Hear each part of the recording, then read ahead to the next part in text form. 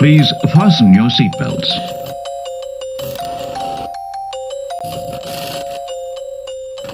Welcome to BodyWork.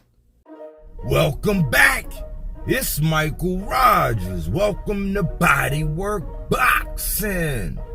I'm not even going to sugarcoat nothing for y'all. I'm gonna jump right on in, man. Listen, I'm hearing a lot of BS when it comes to Jermell Charlo and this Canelo thing. I hear a lot of people trying to come down on the people and being shameful. I ain't never heard so many people that got so much to say about a fight that they didn't even buy. Like, I heard people giving analysis on fights and they ain't even watch 5 rounds out of the fight. Like, stop it. When you know your fighter, like, I rock with Jermell. I rock with Jermell Charlo. And when you know your fighter, you know that you can make all the excuses. You can kind of try to come and try to be like, oh, you this and that, because you trying to say, oh, no, it's your fault, trying to blame the fans, man. Shame on you. I don't care how much content you make. I don't care how many talking points, how many people say, oh, I like this and I rock with this. Stop it. Stop it. When I look at these numbers tell the whole story.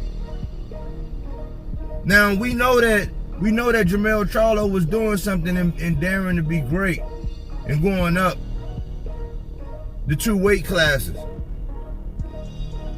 to go see Canelo. We know that. We know what kind of power. We know what Canelo is capable of. Juice or no juice. In shape or not.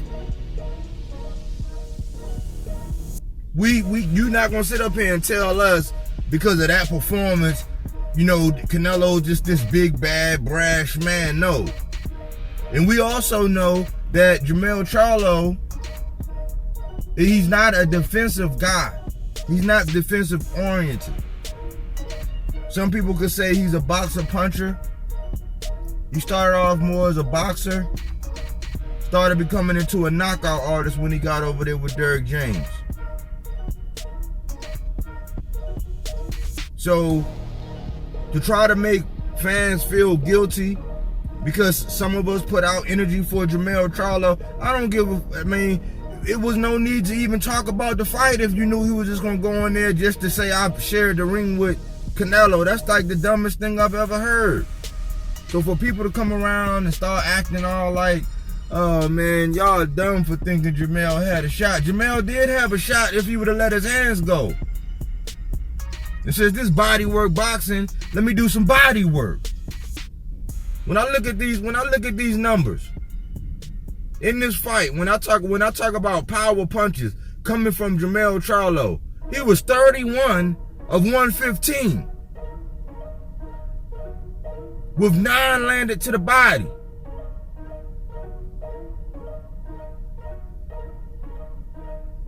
And I could have pulled up both Castano fights, but I chose the Harrison fight because I felt like he was probably more of the boxer. You know what I'm saying? But I used the Castano fight. Because some people may reason that Castano might be better than Harrison. I don't know. The style might be a little more similar, even though I think they're completely different than what Canelo Alvarez does, even though I guess you can say Castano is more like Canelo because he'll change levels. He'll go to the body, go to the head. He's good at changing levels real quick. Gave Law fits doing that. But when I look at this, man, no, stop trying to guilt trip the fans into thinking that they shouldn't be or feel some kind of way, thinking that Jermell Charlo could have had a shot in winning that fight. He did have a shot. We knew he was the underdog and that more than likely he wouldn't, but he actually did have a shot. This is what bothers me about people. People have their little soapboxes and they get up there and they just get to say whatever they want. Thinking blah, blah, blah. Now Compubox don't matter. Well, I'm going to run these Compubox numbers.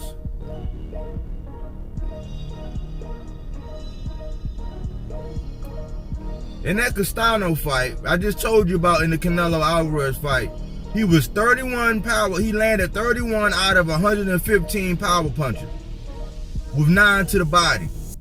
He was at 27% in that Canelo Alvarez fight. In this Castano fight, he was 142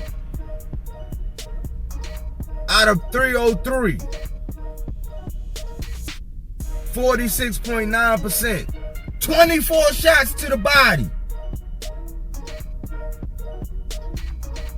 In the Harrison fight, he was 108 out of 220. 20 shots to the body.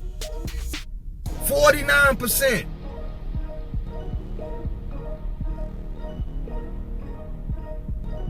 In the other Harrison fight, he was 84 to 203.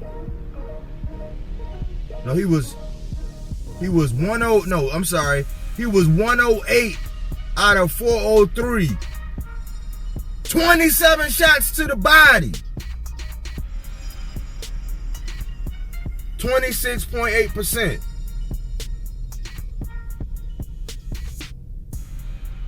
You mean to tell me a guy that landed 24 shots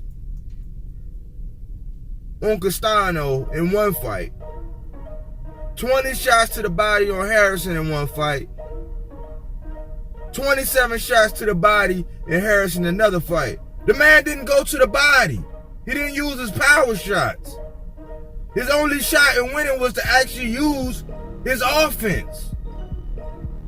So stop trying to get up here and browbeat people for actually putting out energy, because everybody's silly self was up there just conveniently, bowing down and acquiescing to everything that Canelo says and does. It was shameful to actually show some pride and actually pulling for Jermell Charlo. We always find reason to pull out. And then after the fight, we always pick and choose as to what we want to speak on and what we don't. No, let's talk about those numbers. And the reason why Jermell Charlo looked like he had no clue what was going on in the fight, because he didn't set out to do nothing that he normally do.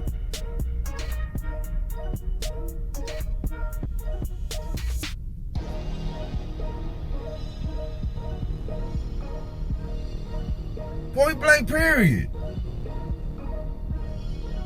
So all this nonsense that people coming up with, people trying to put the blame where everywhere that they want to put it at, other than where it needs to be. I hear people blaming Derrick James. They tried this Derrick James stuff. They tried to blame Derrick James the last time. They tried to blame Derrick James in the Castano fight when he got the draw. Jermell Charlo was not listening to Derrick James.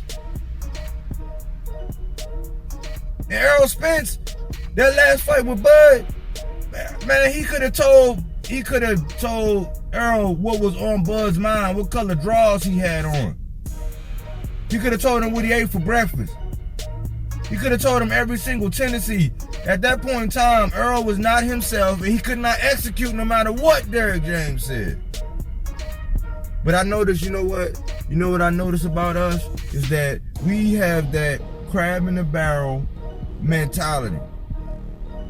Whereas whenever we see excellence, we want to pull it down. We gotta say something.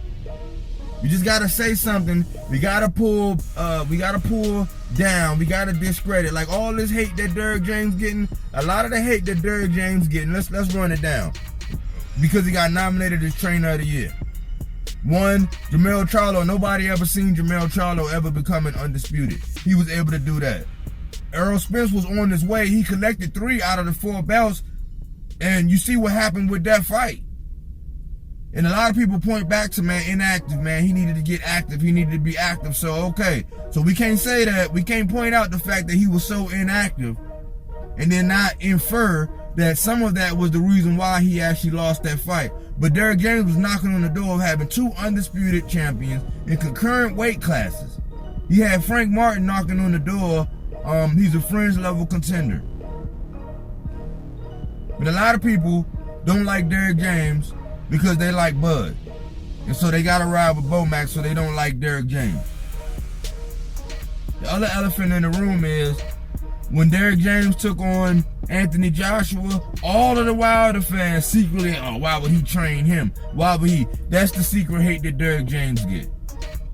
Anybody that had anything to do with Shakur or having any whatever, you know what I'm saying, riding for Shakur, Bud, that whole relationship, they was gonna knock him for training Frank Martin. Another thing is, you got a bunch of Mexican people that no longer rock with and say, oh man, whatever, because when Ryan Garcia went over here to Derrick James, he left Eddie Reynoso. And they still relying on what Canelo said. So anything that the most thing I can really say about Derrick James, the real criticism I can say with Derrick James is his quote, and I love the quote because this is the mindset that I go through in life. He said, it's not a matter of if, it's a matter of when we win. Developing that mindset, and then some of the things that were said in the press conference leading up to the Bud Spence with him and Bomac and the food thing. You know what I'm saying? Well, it is what it is. He said whatever he said about her, whatever, and because he lost, it didn't age well. That's it. But we need to stop it, man. Like, we you know, people just can't keep it a buck. You get a platform, you have a little following, you say whatever, you know, you got this and this and that. Like, just stop. Keep it a buck, man. Jermell Charlo did not throw his power punches. He was not there to win. You know what I'm saying? I don't got to sit up there and get it at the top of a mountaintop and yell to you when I got the numbers in front of me and I watch this fighter. And I know what he's capable of doing. So now, man, you got to not use Compubox. And you just not got, like, come on, man. Like, come on, stop it. Stop it. Stop it. Stop it. Because they not, even if I use all this data, if I use 4 different fights and I come up with these same numbers, and on, you know, out of 3 out of the 4 fights, you are landing at least at a minimum of 20 shots to the body. At a minimum. It don't matter who you was fighting. You landing at least 20 shots to the body, and that's or more, and that's if it go, some of them didn't even go a full 12 rounds. He didn't throw his power shots. He really didn't even attempt to. So we can talk about, oh man, he didn't put the weight on this way, and he was doing this, he was doing that. Jermell Charlo he was not being himself. And the fact that the only chance he had to win that fight was to use his offense. Stop the cap. Body work.